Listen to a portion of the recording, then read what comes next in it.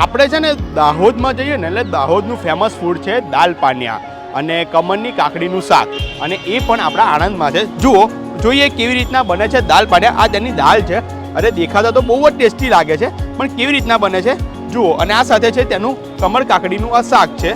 Okay, તો આ કમળ કાકડીનું શાક છે.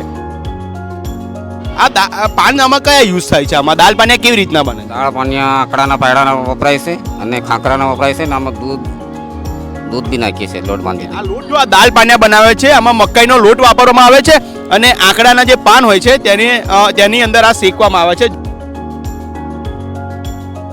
હા, અડદની દાળ આવે છે. આ એક લસણની ચટણી અને બીજા આદુ વગેરે મસાલા સાથે બનાવવામાં આવે છે દેશી રીતમાં.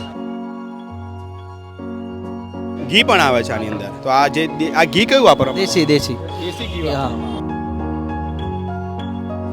આપણે જે દાલ બાટી ખાતા હોય છે એવી રીતના જ આ દાલ પાનિયા છે, જે દાહોદની અંદર ગોધરાની અંદર આ બહુ ફેમસ આઈટમ છે.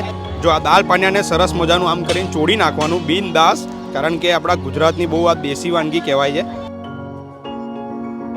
લસણની ચટણી અને દાળ જોડે ખાવાની તો મજા કંઈક અલગ જ હોય છે.